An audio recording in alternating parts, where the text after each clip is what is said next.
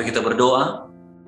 Bapa di sorga, di dalam nama Tuhan Yesus, saat ini kami bersyukur waktu yang Engkau anugerahkan bagi kami, untuk kami boleh belajar kembali, mendengarkan firman-Mu, dan biarlah Allah Roh Kudus terus memberi iluminasi pencerahan hati pikiran bagi kami, untuk mengerti kebenaran firman-Mu. Bapa yang baik, dimuliakanlah Engkau, di dalam nama Tuhan Yesus, kami siap mendengarkan firman Tuhan. Haleluya. Amin. Puji Tuhan, Bapak Ibu Saudara sekalian dikasihi oleh Tuhan. Saat ini kita kembali akan belajar satu kebenaran firman Tuhan. Dan saat ini saya berikan sebuah tema perenungan firman Tuhan, yaitu berkat Tuhan bagi orang percaya. Kita melihat satu kebenaran firman Tuhan di dalam Kisah Para Rasul pasal yang ketiga, ayat yang ke-24 sampai ayat yang ke-26. Dan semua nabi yang pernah berbicara, mulai dari Samuel dan sesudah dia, telah bernubuat tentang zaman ini. Ayat yang ke-25, kamulah yang mewarisi nubuat-nubuat itu, dan mendapat bagian dalam perjanjian yang telah diadakan Allah dengan nenek moyang kita. Ketika ia berfirman kepada Abraham, oleh keturunanmu semua bangsa di muka bumi akan diberkati. Dan bagi kamulah pertama-tama Allah membangkitkan hambanya dan mengutusnya kepada kamu, supaya ia memberkati kamu dengan memimpin kamu masing-masing kembali dari segala kejahatanmu. Puji Tuhan Bapak Ibu Saudara sekalian, kalau kita berbicara tentang berkat, pasti seringkali kita ingat atau langsung kita berpikir bahwa ketika kita kekurangan, pasti kita mendapat sesuatu yang lebih. Ketika kita berbicara berkat, pasti selalu sifatnya sesuatu yang kontemporer, sesuatu yang relatif, sesuatu yang sementara. Mari kita melihat dari sudut pandang kebenaran firman Tuhan yang lain, di mana berkat Tuhan bagi setiap orang percaya bukan hanya berbicara tentang ketika kita miskin lalu menjadi kaya, tapi saat ini kita bisa melihat di dalam Kisah Para Rasul pasal 3 ayat 24 hingga ayat yang ke-26. Saya bacakan ayat yang ke-26. Dan bagi kamulah pertama-tama Allah membangkitkan hambanya dan mengutusnya kepada kamu, supaya ia memberkati kamu dengan memimpin kamu masing-masing kembali dari segala kejahatan. Dari ayat-ayat ini, yang pertama, berkat Tuhan bagi orang percaya, yaitu ketika Yesus Kristus diberikan bagi kita. Karena bagian A dikatakan pada ayat yang ke-26, dan bagi kamulah pertama-tama Allah membangkitkan hambanya dan mengutusnya kepada kamu. Meskipun konteks firman ini berbicara tentang khotbah Petrus di Serambi Salomo, ketika orang-orang Israel heran akan mujizat ketika orang lumpuh boleh berjalan. Dan mereka terus datang dan mengikuti Petrus dalam pelayanannya. Sehingga Petrus menyampaikan bahwa Yesus itu diberikan, tetapi mereka menyalibkan, mereka membunuh. Dan Yesus yang dibunuh itu mati dan bangkit. Dan itulah yang diberitakan oleh Petrus. Dan berkat inilah yang juga menjadi bagian kita. Bahwa ketika Yesus Kristus dianugerahkan bagi manusia, saya dan saudara di sini mendapat berkat itu. Pada saat ini, berkat Tuhan yang pertama yang sebagai orang percaya yang kita terima adalah ketika Yesus Kristus diberikan bagi kita. Ketika Yesus Kristus diberikan bagi kita, maka pengampunan itu pun diberikan bagi kita. Maka kasih itu pun diberikan bagi kita. Bahkan ketika Kristus menjadi berkat utama bagi kita, karakter Kristus itu diberikan juga bagi engkau dan saya. Ketika Yesus hadir dalam kehidupan kita, ada di dalam diri kita, maka kasih Kristus itu terpancar. Pengampunan itu keluar dari setiap kehidupan saya dan saudara. Ketika kita sudah menerima pengampunan daripada Tuhan, kita yang berdosa menerima pengampunan, maka ketika ada orang yang bersalah kepada kita, ketika kita bisa mengampuni orang yang bersalah itu sudah berkat. Karena banyak orang di luar sana sudah lama menjadi orang percaya, tetapi masih menyimpan kepahitan, masih menyimpan dengki, masih menyimpan sakit hati. Tetapi ketika kita ada Kristus dalam kehidupan kita, kita bisa mengampuni. Itu merupakan berkat Tuhan bagi saya dan saudara.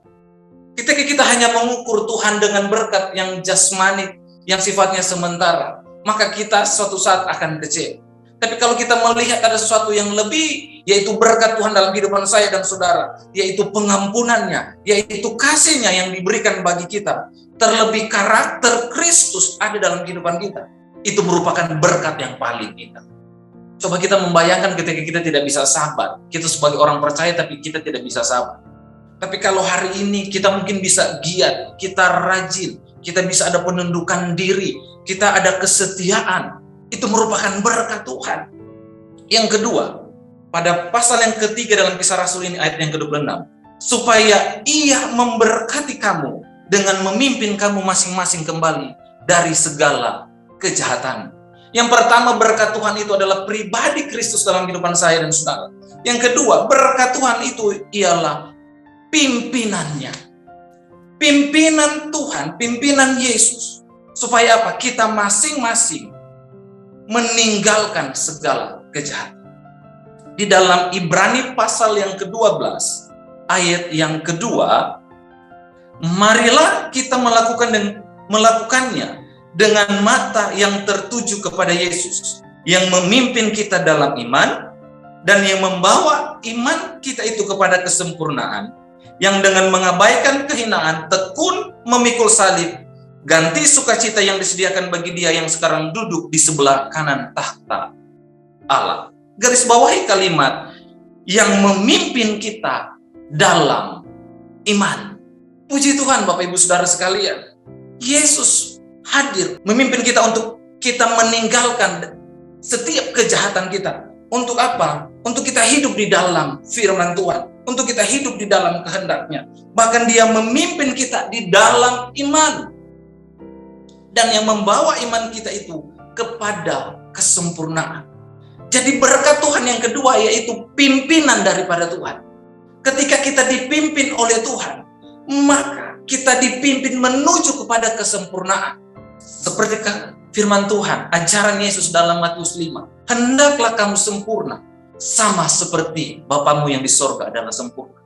Jadi kehendak Kristus, kehendak Bapa supaya kita sempurna. Dan supaya kita menuju kepada kesempurnaan, kita tidak bisa seorang diri. Kita tidak mampu dengan kekuatan kita. Maka Dia hadir, Dia datang memimpin kita. Dikatakan di sini, dalam iman. Kita sudah tahu bersama bahwa iman adalah dasar dari segala sesuatu yang kita harapkan, bukti dari segala sesuatu yang tidak kita lihat. Dan iman ini timbul dari pendengaran akan firman Tuhan.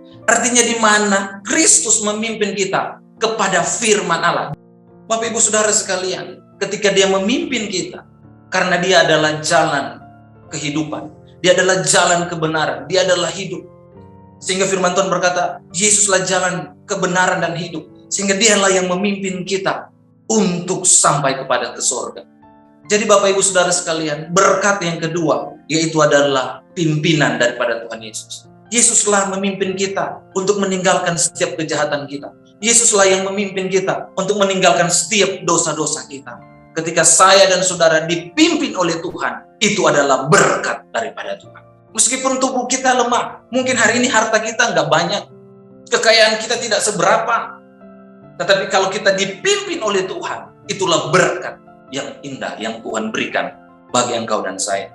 Di dalam Yohanes 16 ayat yang ketiga, Roh Kudus diberikan, itu memimpin kita kepada seluruh kebenaran. Sehingga ketika kita memiliki Kristus, Roh Kudus diberikan kepada saya dan saudara. Maka Roh itu memimpin kita kepada kebenaran, memimpin kita kepada firman Allah, sehingga kita mengerti apa kehendak Tuhan dalam kehidupan saya dan saudara. Yang terakhir Bapak Ibu Saudara sekalian, berkat Tuhan bagi orang percaya kita bisa melihat dalam 2 Korintus pasal yang keempat, ayat yang ke-7. Tetapi harta ini kami punya dalam bejana tanah liat, supaya nyata bahwa kekuatan yang melimpah-limpah itu berasal dari Allah, bukan dari diri kami.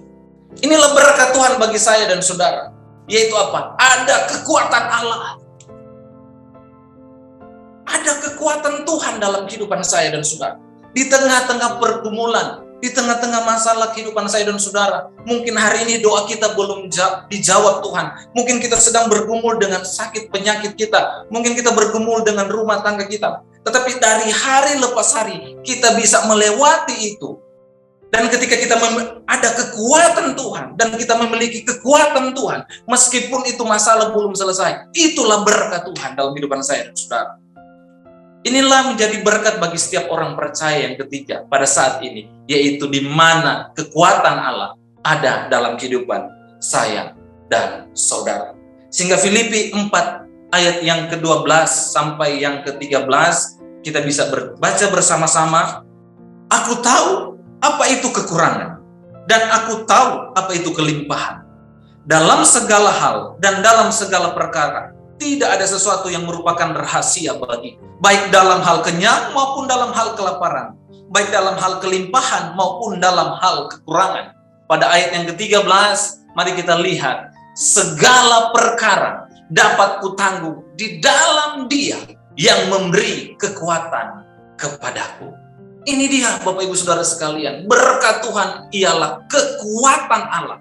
Kekuatan kita bisa melewati hari-hari kehidupan kita. Kekuatan yang kita bisa melewati pandemi yang beberapa tahun ini kita lewati. Kekuatan Tuhan itu nyata dalam kehidupan saya dan saudara. Kita bergumul dengan pergumulan kita dengan masalah dalam rumah tangga, dalam karir kita, dalam pekerjaan kita, bahkan dalam tubuh kita, sakit penyakit kita. Ingat, kalau hari ini kita bisa melewati itu semua, ada kekuatan Allah dalam kehidupanmu. Maka lihatlah itu. Mungkin doa kita belum dijawab, tetapi ada kekuatan Tuhan ada dalam kehidupan saya dan saudara. Dan itulah berkat sesungguhnya. Mari kita berdoa.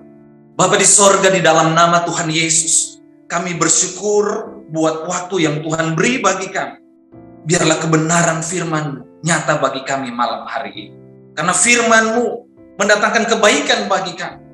Ada janji-janji yang akan terus digenapi dalam kehidupan kami. Walaupun terkadang kami tidak mengerti, Tuhan pimpinlah kami untuk kami mampu melakukan setiap firman. Mari dekapkan kedua tanganmu di dada. Jika ada saudara yang punya pergumulan, persoalan, tantangan di dalam karir, dalam keuangan, dalam studi, dalam keluarga, kesehatan, apapun juga, dalam perjodohan, bahkan keturunan, biarlah berkat Tuhan turun atasmu, kekuatan kasih Tuhan turun atasmu. Percayalah, Tuhan akan buka pintu-pintu berkat, serta damai sejahtera Allah menaungimu senantiasa. Tumpahkan tanganmu di bagian tubuh yang sakit. Biarlah oleh bilur-bilur Kristus disembuhkan di dalam nama Yesus. Haleluya. Amin. Jika saudara-saudara masih membutuhkan pelayanan doa dan konseling, silakan menghubungi nomor yang tertera di bawah ini. Tuhan Yesus memberkati kita semua.